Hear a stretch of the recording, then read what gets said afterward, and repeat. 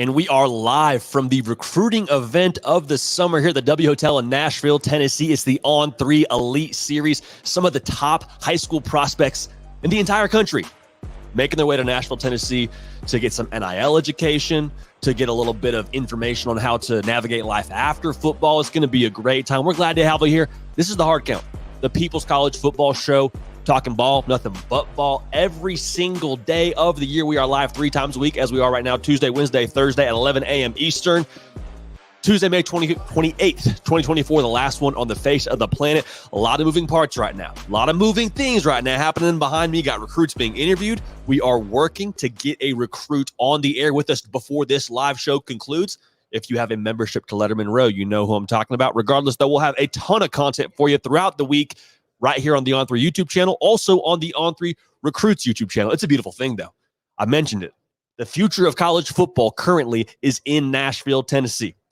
Got a lot to unpack. We'll give you the storylines, what we're watching this week for the On3 Elite Series. What are the key recruiting storylines? Julian Lewis, now he's committed to USC. There's some other schools in the mix now. All right, so we'll see what happens. We'll kind of keep a gauge for it. I don't think we'll get anything final this week, obviously, with his official visits lined up. Something to keep a pulse on. Now, someone who is currently not committed is the top wide receiver in the whole freaking country. That's DeCorian Moore, right? Duke can play some ball. 5-star plus kind of player. Was previously committed to the Tigers out there in Baton Rouge. He has since decommitted. He's got 1, 2, 3 official visits lined up. It's Ohio State. It's Texas. It's Oregon. Where is he landing? We'll see. We'll unpack that together a little bit as well. David Sanders also going to be here. Ohio State, speaking of the Buckeyes, I think 2024 is a new season for them. You're saying, JD, yes, that's how it works. After you finish one season, you go to the next. I understand that. I understand that completely. But I think in terms of how this team is built, this year's team from a roster and approach standpoint is very different than what you had last year in 2023. So we'll break that down together. The SEC is a fascinating ecosystem. What was true last year may not be true this upcoming season. What are the things that we think are going to have a little bit of change involved when it comes to the SEC? Spoiler alert, I think Tennessee is going to have a more explosive pass game. I think LSU is going to have a more vicious defense. That's a little preview. We'll get to that segment in a second here. And then speaking of the SEC, staying in that department, they got some meetings going on right now in Destin, Florida. I thought it would be appropriate for us right now to explore the vibe a little bit out there in Destin. Now, obviously, we're not out there in the room. We're not actually sitting next to Kirby Smart talking ball and talking rules and everything SEC. But if we were in that room, what's the dynamic like? Who would you like to sit to? Who would you like to hang out with? And what are the things that maybe add a little bit of tension to that room? We'll unpack it together. Again, we're glad to have y'all here, man. You got a lot on your plate. It's not yet college football season. It's always college football season on this show, though. So make sure you're subscribed, whether you're listening at the gym, whether you're listening to us while you're working out. Like I said, I would put you at the gym, which is where Nick Break frequents. However you listen to us, carpool, schoolwork, whatever you're doing, we're glad to have y'all a part of this. Kick it up for about 45 minutes, an hour or so, and it's going to be a real good time talking just college football, mental vacation time. So let's get to it. We are obviously at the On3 Elite Series here in Nashville, Tennessee. What are the things that we need to be watching throughout the course of these next couple of days when it comes to storylines around the recruiting world? Now, there's a phenomenal article from Steve Wiltfong over at on3.com breaking this down in a little bit more depth, but it sort of got the wheels turning for me. What are we looking at? And I think the first thing we got to talk about here is Julian Lewis. Now, Julian Lewis is committed to USC. Make no mistake about it. That is where he stands right now. With that being said, you can be committed and not be signed, which is how this whole thing works in the recruiting world. So the official visits he still has set on the docket. He's going to visit USC. He's going to visit Auburn, which I think is sneaky with Hugh Freeze out there on the plains. I would not count them out for a second. Indiana making their way into the mix, getting an OV from Julian Lewis, and then Colorado with Coach Prime and co. They're also getting an official visit. So we'll see how that thing unravels and see what happens there. The fit with USC is obvious. Like, if Julian Lewis stays committed to USC, I don't think anybody's batting an eye and saying, wow, that's surprising. No, Lincoln Riley's the freaking quarterback whisperer. He just had his quarterback selected #1 overall yet again, along with Kyler Murray and Baker Mayfield. And speaking, of course, to Caleb Williams, who was selected by the Bears, first overall pick in this most recent year's draft. By the way, Jalen Hurts, who's making just ridiculous money right now in the NFL, also a Lincoln Riley product, who had, I believe, a drastic improvement from his time at Oklahoma than what he was at Alabama. in large part because of who I think Lincoln Riley is and how he developed him. So USC, if he stays committed, the fit is obvious. Colorado is really intriguing at a macro level of what they're going to be long-term, because I think if they were to land Julian Lewis, that would fill in some blanks, I think, for us about Colorado in 2026, 2027, because let's be real here. Shedeur Sanders, he's gone to the league next year. We understand that. You know that. I know that. Shedeur Sanders knows that. With Shedeur Sanders going to the NFL, a lot of folks are wondering, hey, what is the future for Coach Prime? Because if his kids aren't there anymore, like, is he still going to be a head coach at the collegiate ranks? And a lot of people are saying, no, of course he is. JD, what are you talking about? I'm just saying I think it's fair to ask that question. There's no smoke around it, but I think if you're just using logic here, that thought checks out a little bit. If you land Julian Lewis, does that ensure Coach Prime stays a little bit longer? At the very least, you feel better about the future of Colorado football and where they could be headed. Indiana, it would change the game if they were to land him. I don't think that's an overstatement.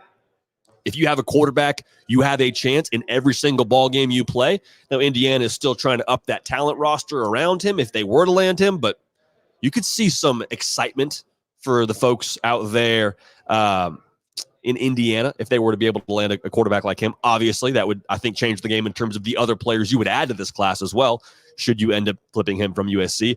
Auburn, I said sneaky early. I'm going to go ahead and change my label for them to scary. If they land Julian Lewis, that would pour absolute gasoline on the fire that is currently going on in Auburn, Alabama, with how they're acquiring talent under Hugh Freeze. Because this last class, man, it's no secret. They were phenomenal. Hugh Freeze landing Cam Coleman, a plethora of other wide receivers, landing one of the top quarterbacks in last year's class. They're on fire right now. They're moving a little bit. But if they win and they add a guy like Julian Lewis, you'll plug him into that system. It's no secret what Hugh Freeze does when he has the right quarterback in his offense. It'd be scary. So a lot to unpack there with Julian Lewis. We will obviously monitor it very, very closely. Hoping to talk to him at some point this week. Regardless, somebody from On3 will have talked to him. It'll be on the On3 Recruits channel or the On3 YouTube channel. So subscribe to both to make sure you're covered. Now, DeCorian Moore, we talked about him a little bit. We have a whole video on this when it comes to the best fit for where he's going to end up next. I do think it's Texas. The pitch to Ohio State is obvious, as it would be for USC and Julian Lewis. Like, there's no guessing game as to why Ohio State would make sense for him with what Brian Hartline's done there, with all the receivers they've had drafted. But Texas, to me, checks a lot of boxes based on Xavier Worthy getting drafted, based on the trajectory of Texas football, based on playing in the SEC. And, oh, by the way, they're a smooth, 3-hour drive time from where he currently lives in Duncanville, Texas. So I think Texas is probably the school I'd watch most closely for DeCorian Moore going forward. But, again, Oregon and Ohio State also getting visits. David Sanders Jr. is the top uncommitted prospect right now in this cycle. Fresh off a visit to Tennessee, big offensive lineman. He's already visited Nebraska. He's got visits to Alabama, Clemson, Georgia, Ohio State, and I believe another Tennessee visit on the books in the future for him. It's gonna. I mean, hey, if you have the big human beings, you have a chance. Same thing with what we said about the quarterback position is true about what you have at the offensive line position with a guy like David Sanders Jr. It's a big body. And to be able to add him to the offensive line and develop him and allow him to have some success long-term probably helps your football team. I'm going to go out on a limb and say that. Now, we got a ton of great quarterbacks that are visiting this week. George McIntyre, Bryce Underwood, the top player in this entire cycle. Tavian St. Clair. We're looking around. We got a lot of moving pieces here. Tavian St. Clair may or may not be joining the show in a little bit, but we're going to get a video for you here on him in the future. What we got going on here? Devin Sanchez, what's up, brother? Grab a mic, man. We're live on the air right now. Get you a seat. What's up? I like the A6. We're just rolling right now. We got Devin Sanchez joining the show right now. Devin, first time in Nashville. How we doing?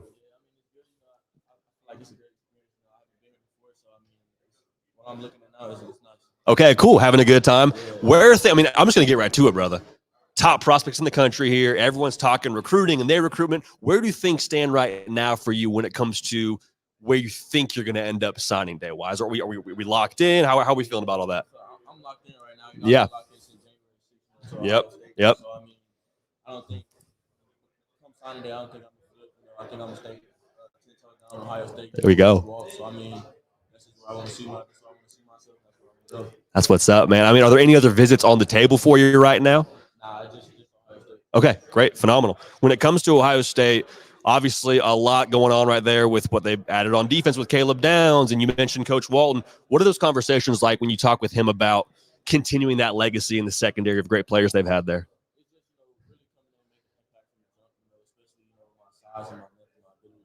Yeah.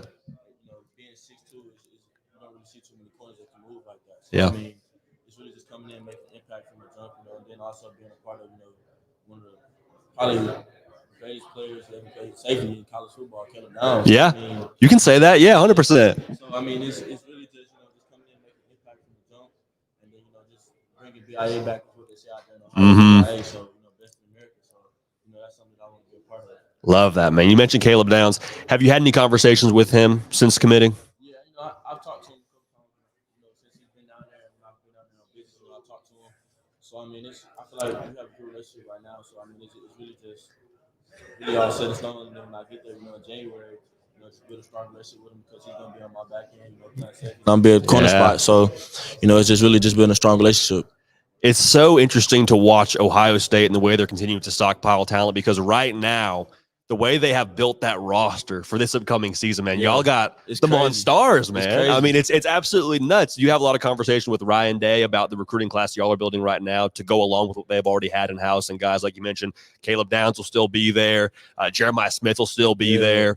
You have conversations with him about who else y'all looking to add in this class? Yeah, I feel like it's just bringing in guys that that can fill in those spots, because Emeka Booker's gonna be gone, so just bringing in a couple receivers that can fill in that spot. So, I mean, I talk to him, all the time about the recruiting class. We got a couple guys on our list. A couple guys that's actually gonna be here. Jamie French and DeCorian Moore. Yeah. So me and DeCorian both from Texas. He goes to Duncanville, I go to North Shore. It's a rivalry down there. So I talk to him all the time. About just coming down. Man, iron sharpens iron. Going against the greatest every day.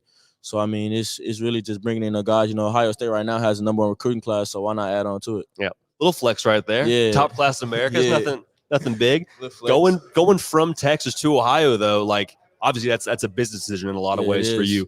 What went into that, deciding on leaving home? And there's a lot of good schools around Texas as well. What went into being Ohio State, obviously the school for you? Really just that's where I see myself being developed the most at. Because I feel like I'm a down south kid. I've been down south my whole life. So, I mean, let's go try something new. And Ohio State was the best fit for me.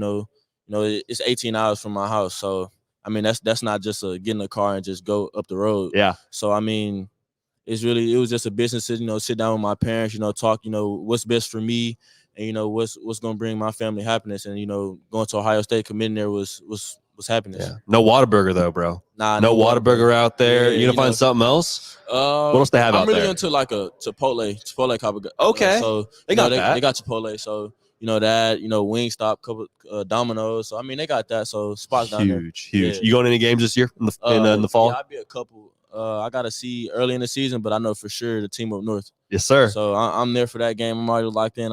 We locked that in when we found out the schedule. So, there we go. That's the game I'm gonna be at. I love that. I love it. You're already calling it the team up north too. There's no M word. There's no Michigan. It's already the team up north. Yep. Awesome, man. Last thing I want to get from you before we let you go here, Tim Walton. I mean, one of the goats in the space. Yes. I love watching his Instagram reels where he's dropping some knowledge on the guys. It's like spoken word / rapping, I suppose. Yeah. What are the daily conversations you have with him, and how often do y'all keep up? It's a great relationship with me and him, me and Coach Walt. It's probably one of the strongest relationships I have with any coach. I mean, we talk at least 3-4 times a week. So wow. I mean, just relationship that we built. That's really a big reason why I've been committed so hard. And it's just we talk, and it's not just about football. It's not just about this is what you're gonna do when you get here. Now it's about ball, but have the conversations about life after football, and what you want to be in 5 years. And the goal is in 5 years, be in the league. And so that's his big thing, pushing me. Man, we gotta get it started right now. I mean, why wait till you get to Columbus? Why not start right now? And since I've been committed, that's what we've really been focusing on. Starting right now.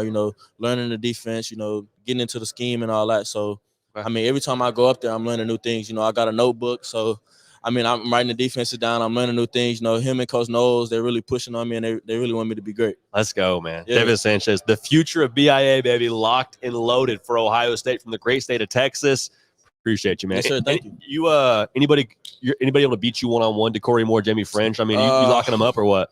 Yeah, I mean, I'm a real humble guy, so I mean, realistically, I mean, they're great receivers. So, I mean, they're going to win a couple reps. So, Okay. I mean, but it's just really about me winning more reps than they win reps. There we go. If that's the case, if I win more reps than them, then it's a win for me. Winning the war, not just the battle, winning the war. My guy, Devin Sanchez. Hey, appreciate you, yes, brother. Sir. Glad to have you here in Nashville. Sir, thank you. That's the man. You can set that right there, man.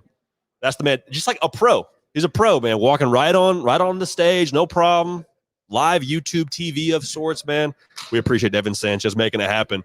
That was smooth. That was very, very smooth. My man, Devin Sanchez, again, Ohio State commit.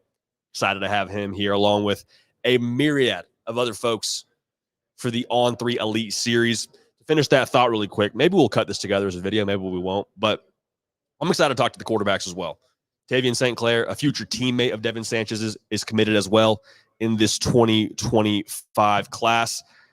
The thing with these quarterbacks, man, they are the future faces of college football. That's obvious, but with all the things that are being thrown at them now with what modern college football is, you better be able to handle your money correctly. You better be able to handle the extra attention that you're getting on social media. Like it is harder now than ever before, in my opinion, to be able to focus on football as well as deal with all the extracurriculars that come with it that aren't a distraction, but they're just necessary when it comes to being able to maximize your opportunity. So just being able to talk to these guys, pick their brains, and get their feel for how they're going to make that transition from the high school level to being one of the faces of, let's just call a spade here, one of the top schools in the country at those respective locations. George McIntyre committed to Tennessee, Bryce Underwood to LSU, Tavian St. Clair to Ohio State, so on and so forth. So big week, lock it in here.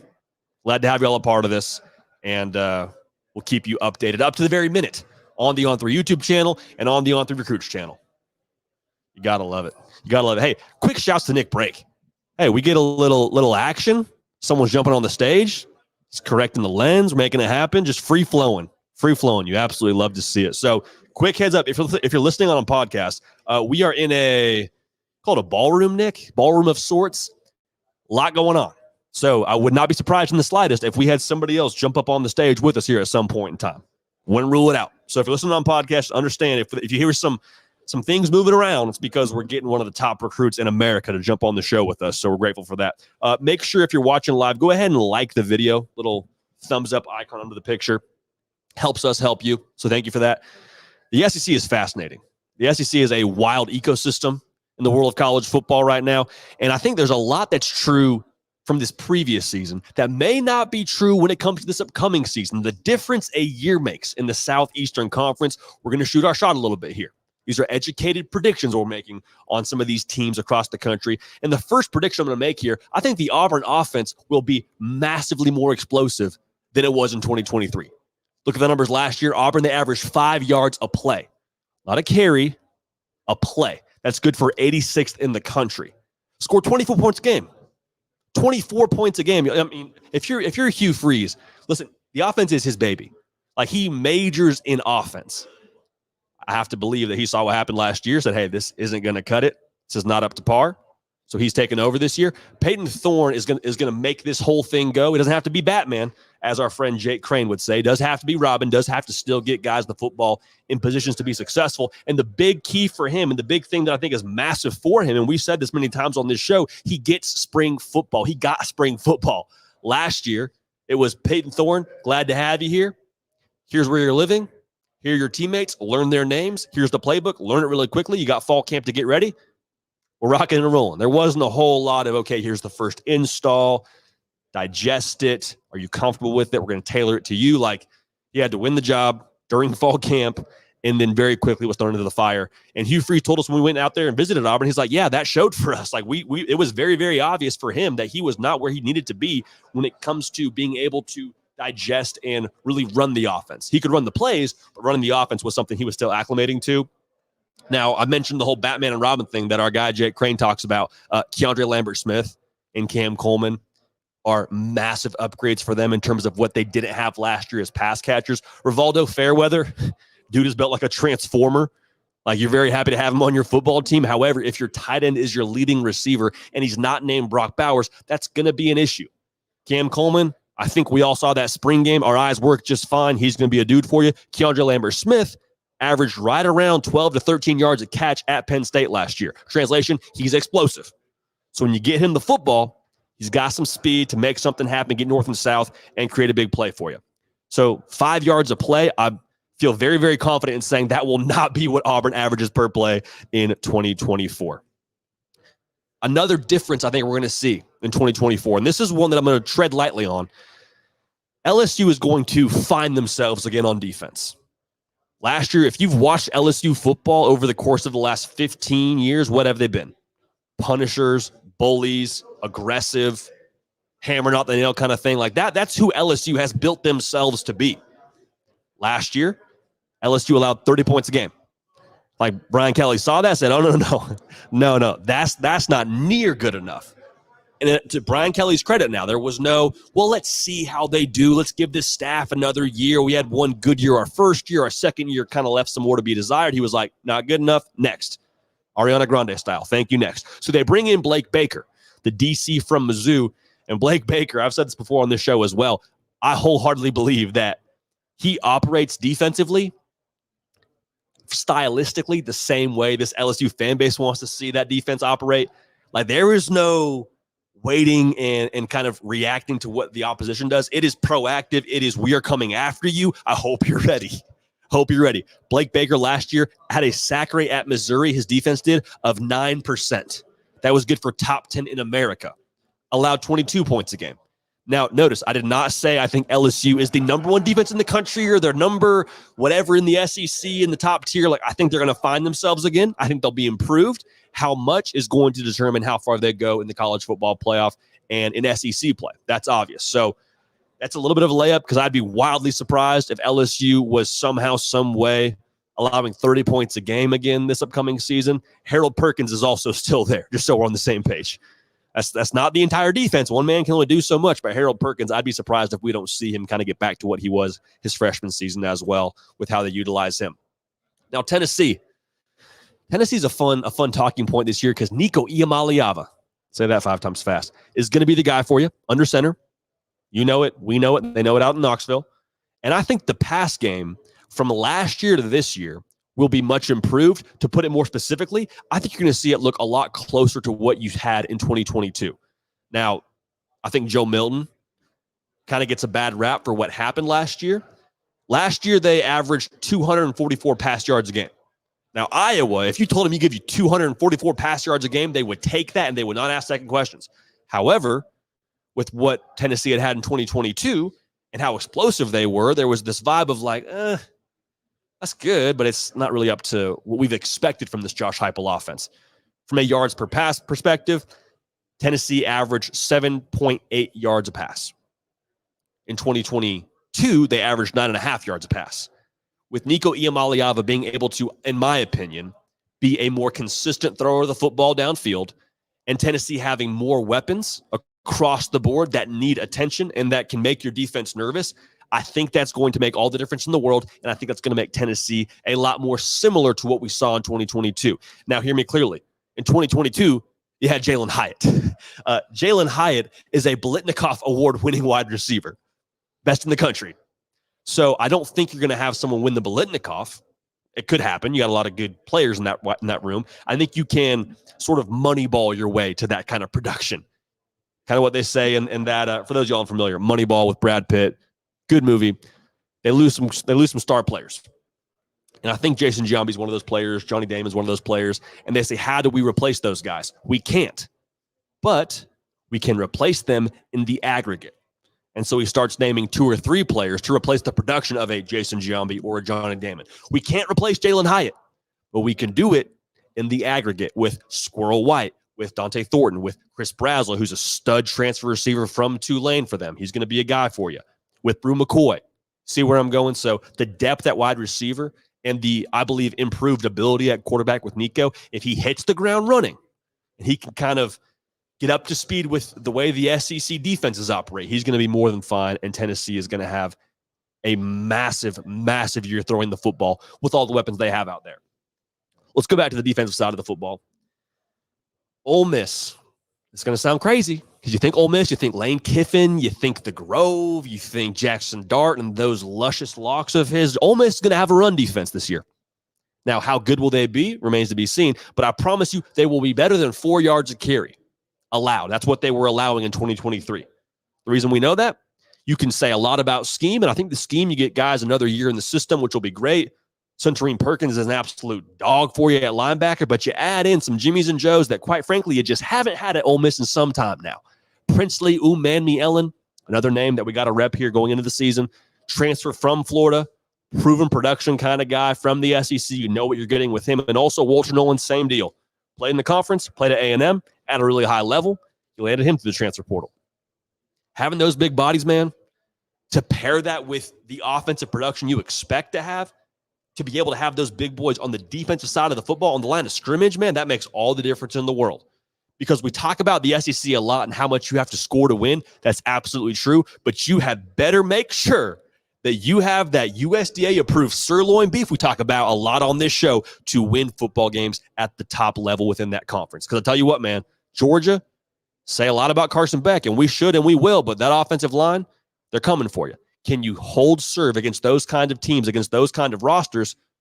If you can, you give your offense a chance to be the differentiating factor. Now, Jalen Milroe is the last one I want to talk about here when it comes to the difference a year makes. I think the offense is going to allow him to be more consistent as a passer. Now, you look at his stats last year, and to me, it's a lot like seeing a haircut from far away. You see your buddy's haircut, and he's 10 yards off in the distance. I see Nick break. I'm like, hey, cut looks good, man. They were good to you at Great Clips. They were good for you at whatever specific place you like to go. Supercuts or Great Clips, Nick? Great Clips. Okay, I was right. Great Clips. When you get that cut, you're like, hey, you look good. Now, this is not something that happens to Nick. It happens more so to someone like myself. Look good from far away, overarching. Then you get a little bit closer, and you're like, man, actually, JD, they maybe cut you a little bit to the left there. Hey, actually, they missed a spot there. Hey, that hair is longer than the other hair. And so that was, I think, Jalen Milroe last year. Not from a haircut standpoint. The hair looked good. But you get close up, and you say, okay, the stats from an overarching perspective, they were solid. Over 60% completion percentage, solid touchdown interception ratio. But it's situational. It's when you get close up and look at the specific moments for him, those specific hairs, they're out of place. They're not consistent. That was what happened, I believe, last year for Jalen Milroe. Those were situations that I think ultimately really hurt the Alabama offense.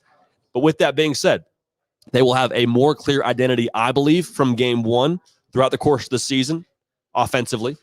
They're going to do a lot for him pre-snap to allow him to have more easy access throws and to be able to get the ball to playmakers quickly. They're going to put defenses on their heels with how they shift pre-snap, going to force them to kind of adjust on the fly with how they motion. Like Kalen DeBoer, I'll tell you what, man, he dials it up. There's a handful of guys in college football where if they're running the offense, you just say, yep, they're in good hands. Kalen DeBoer is one of those guys. Situationally, he's going to be able to just be set up for more success from what I just said.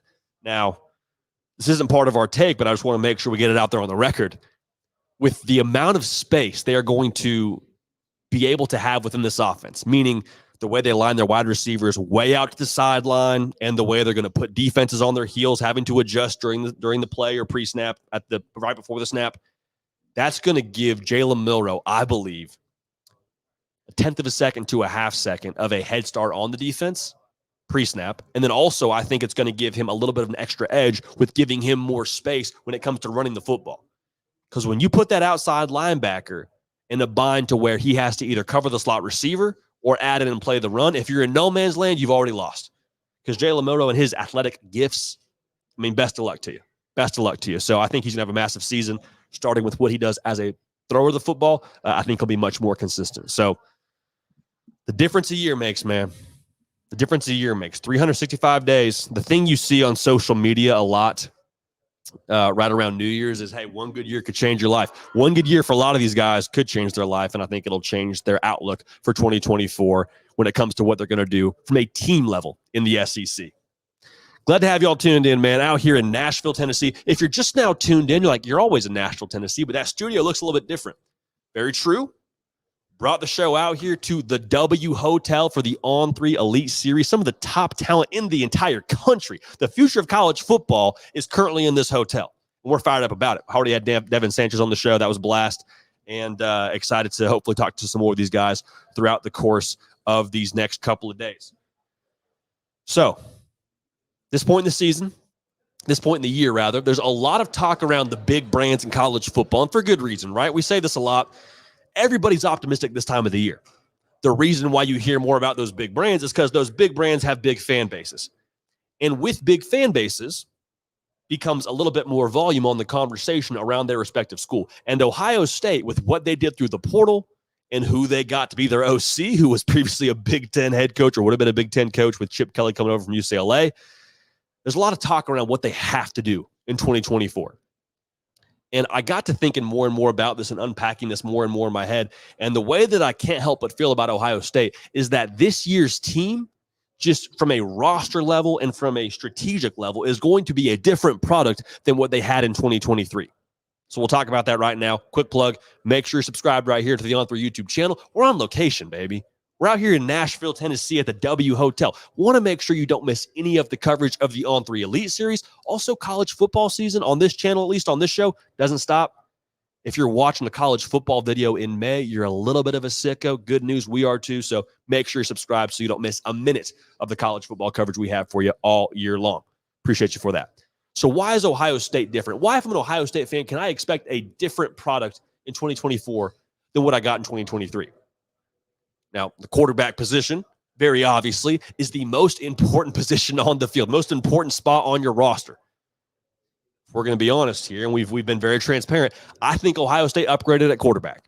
I'm assuming that Will Howard was brought to Ohio State with the intention of being the starter from that entire staff. Does he win the job in fall camp? I believe so. Ryan Day historically has named his starter right around middle of August. So I think that's going to be true with this situation as well. When you talk about the future of Ohio State in 2024, going back to what I said, last year, Kyle McCord was not a mobile threat for you. You look at his numbers from a box score perspective, ran for negative 60-something yards. Now, to be clear, I'm a big Kyle McCord stan. I hope he lights the world on fire at Syracuse. I hope he goes for 5,000 passing yards and has ACC Player of the Year kind of season at Syracuse. That'd be phenomenal. With that being said, Will Howard, going back to my point about more mobility, he ran for 9 touchdowns last year. When you get to the red zone, being able to keep your starting quarterback in the game and call quarterback design run, call read option, call an RPO with a potential chance for Will Howard to ad-lib and make something happen in space. That's just something that is so annoying to prepare for a defense. And it's something that as an offense, you give those wide receivers for Ohio State just another, 2 seconds to get open. It's hard enough to cover a guy like Emeka Egbuka for 3 seconds, let alone 5-6 seconds. Like, come on, man. Game changer. Something Ohio State, for the record, has been missing against Michigan over the course of the last 2 years. So quarterback play will be improved mobility-wise and also experience-wise. Again, I'm not trying to take Kyle McCord out to the woodshed right now, but if we're just going to be real here, it was his first season being a starting quarterback in college football, and that showed. Even in wins, it showed. Against Notre Dame, who was a good defense, he didn't play his best. The game against Michigan, definitely didn't play his best. Will Howard, I'm not telling you he's going to do just wonders statistically throwing the football, but at the very least, I think he will be better set up to not make those same crucial mistakes that a player in a first-time big stage would make, like Kyle McCord did, just to be honest here. So there's that part of it. And then I think there's also the reality that when you look at what Ohio State is as a team, I think going into last year, you have Marvin Harrison Jr. as your all-everything wide receiver for you. You have Emeka Egbuka, who you hope is going to be healthy. Trevion Henderson, you hope is going to be healthy. There was a very rational thought, myself included, that Ohio State would be an offensive-led football team last year. You get a few games into it, you get to Penn State, really, and it becomes pretty obvious, okay, that's not going to be the way that we win ball games. That's not going to be our bread and butter week in and week out. They found their identity, in my opinion, right around middle of the season. Going into this season, as good as your offense, I think, can be, look at the defensive side of the ball, who brings back pretty much everyone and their mama, JT Tuimoloau, Jack Sawyer, Denzel Burke. Like, you keep going, and then you sprinkled in the top player in the transfer portal, Caleb Downs, a safety from Alabama, just because you felt like it. Like, that defense is going to be nasty. Hey, Jim Knowles, we're going to lean on your defense. We're going to win with defense, especially early. That's going to be the way that we go about things as Will Howard kind of gets his feet underneath him. Now, I'm not saying you're not going to still ask Will Howard to win the ball game for you at different points, but let's be clear. This defense is going to be the tip of the spear for this team, and they're just fine with that. So being able to know your identity from the jump and being able to lean into that, and not have to adjust to that. That matters. That makes a difference, especially in those big stage kind of games. Big stage game you're looking at first is October 12th, where you go to Oregon and play a really dynamic offense with Dylan Gabriel and co. So we'll see what happens there. This backfield, I think, also plays exactly into that identity. Quinshon Judkins, who's a 1,000-yard back from the SEC, from Ole Miss. Travion Henderson, who's also proven he's a 1,000-yard back when he's healthy. They got a lot of pieces to physically lean into that identity and complement the defense. Defense can get a stop. Will Howard, we can run the football with him. That backfield, you can lean on them. And there's a lot said now about the offensive line. Like, that's the number one thing you're going to hear about these guys. Yes, they got these weapons, but it's all for naught because the offensive line isn't up to par. I hear what you're saying. Is it as good as Ohio State's had in the past? No. But with Chip Kelly being the offensive coordinator, like, Oregon wasn't always recruiting the way they're recruiting right now. When Chip Kelly was the OC out there, he was calling plays out there as the head coach. They did more with less. Like, Chip Kelly has cooked with 3 stars on the offensive line. You don't think he's going to be more than okay using Ohio State's 4-star caliber players on the offensive line? Is the production as proven as you'd like to be? No, but even so, man. Like, let's not pretend that Chip Kelly doesn't know what he's working with and doesn't know how to put a good football operation together on that side of the ball. So all that's to say, Ohio State, a lot of folks can be quick to say, oh, 0-3 against Michigan in the last 3 years. Oh, born on third base. And, like, it is what it is. Like, there's some level of you've earned a little bit of flack thrown your way. But I would be careful now to not lean too far into that, because last year is not this year. And this year's Ohio State team is absolutely not last year's team. From an identity standpoint, from a quarterback play standpoint, from an experience standpoint, last thing I'll say here, from an edge standpoint, I said this previously, this Ohio State team, they've already experienced the worst. Like, there is nothing more sickening for a Buckeye fan or a Buckeye player than losing to Michigan. There's not. These guys have all experienced that. And so there's no fear of the unknown for these guys. They've hit that sort of, I don't want to say rock bottom, but they've experienced that lowest of low as an Ohio State player or fan. They're saying, okay, bring it on. Bring it on. We've been there. We felt that. We've done that. Like, we're not afraid of that. And I think the lack of fear and the lack of mystery and just, quite frankly, the adverse situations they've had to endure throughout the course of these last couple of years has hardened this roster, both emotionally and mentally. And I think all in all, it's going to be a good thing for the Buckeyes and make a difference when they get to those high-pressure competitive situations. So I believe Ohio State, man, if you don't know, now you know. I think Ohio State is going to be a different product in 2024. Not predicting a national championship, not predicting they win the Big Ten. At this point in time, we'll do more of that in August, but I do think it will be a different-looking outfit than they were in 2023. Man, vibes are high out here at the W. We got some Drake playing in the background. Don't think you can hear it because of the way this mic situation is set up, but I'm just telling you, man, it's a place to be. Recruiting event of the summer. Make sure you're subscribed. A lot more content coming your way. If you listen to the live show on podcast, phenomenal. If you're not tuned in on YouTube, there's a lot more content that you're missing out on. I'll just leave it at that. So they got SEC meetings out there in Destin, Florida. Had a really fun segment this morning with Andy Staples on On3, talking about what it's like out there, what they're talking about. And it sort of got me thinking about, what is that dynamic in those rooms? Like, it takes me back to every group chat I've been in when I was in high school as well. It takes me back to those emotions. Like, there's a lot of new people, a lot of new head coaches in this conference. Steve Sarkisian, Brent Venables, not new to their school, new to the conference. Jeff Lebby, he's a new head coach out there at Mississippi State. Mike Elko, new head coach at A&M. Kalen DeBoer, obviously the new guy at Bama. What's that like for those guys, man? Walking into a room with Kirby Smart, Brian Kelly, Lane Kiffin. Like, there's a little bit, I would have to imagine, of, all right, here we go. All right, these are, I'm sure a lot of them already know each other, but I'm just going to say this, going back to this frame of mind of you walk into the lunchroom your first day of high school, get a first impression once, and you also get to pick that first lunch table once. So I'm curious how they're all mingling and how that's working out. If you're Kalen DeBoer, I think he's honestly probably one of the most normal head coaches we've ever talked to, in the sense of, like, just nice, great social skills, great guy. Not to throw shade at any other head coach that we've been able to talk to, but I just think he's going to probably get along more than fine. Very personable, as is, I would have to imagine, the Jeff Lebby and a Brent Venables. Haven't talked to Steve Sarkisian, but when you walk into the room after already making the college football playoff. I think your clout probably helps you a little bit there if it didn't already, but regardless, just wondering how that's all going. What's the dynamic as they make some new friends and start to mingle? The elephant in the room, though, like Billy Napier and Kirby Smart. Believe Billy Napier is already well-liked by his peers. Have to believe the same thing is true of Kirby Smart. But Jaden Rashada, who is, of course, Kirby Smart's backup quarterback at Georgia, is currently suing not the University of Florida. He is suing Billy Napier. What's that dynamic like in that room?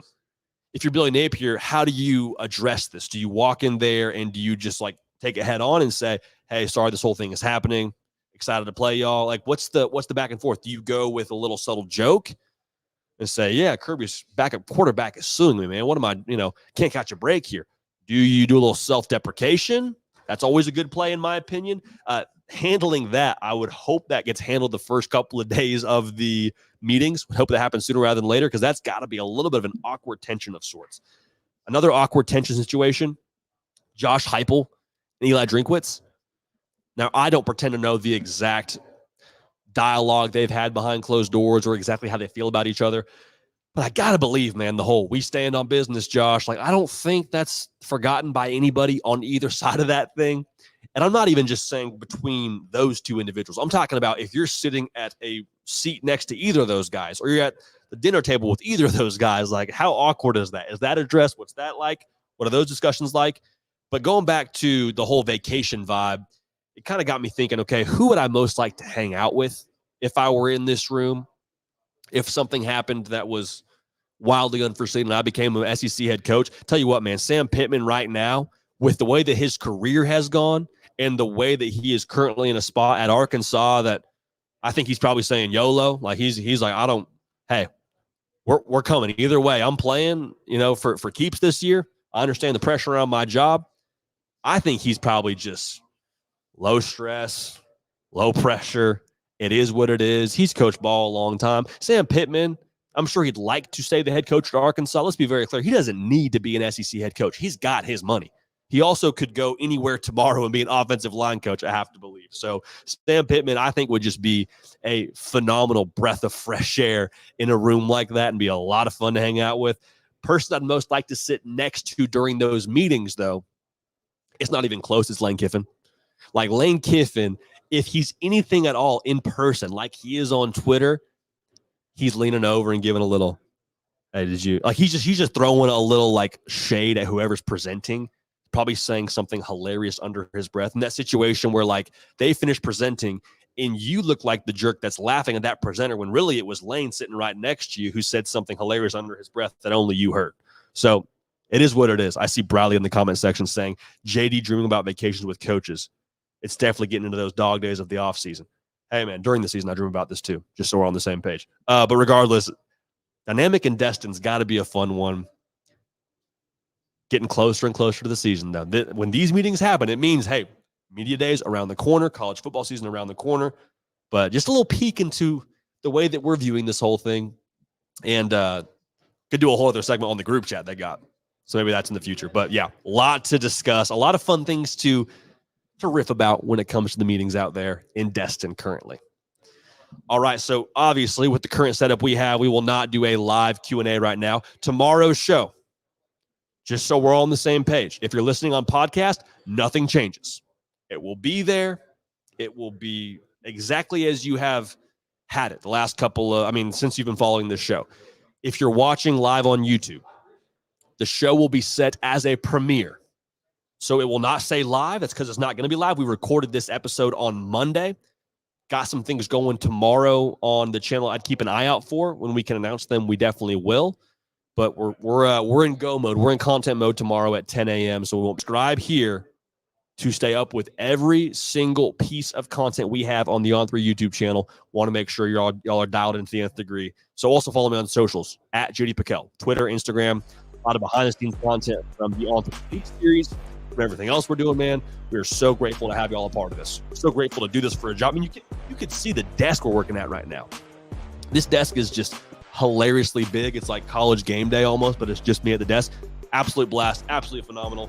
Y'all are a part of it, making it happen, and we appreciate you so much for that. So, for Nick Brake, for myself here at the On3 Elite Series at the W Hotel in Nashville, Tennessee, we love y'all.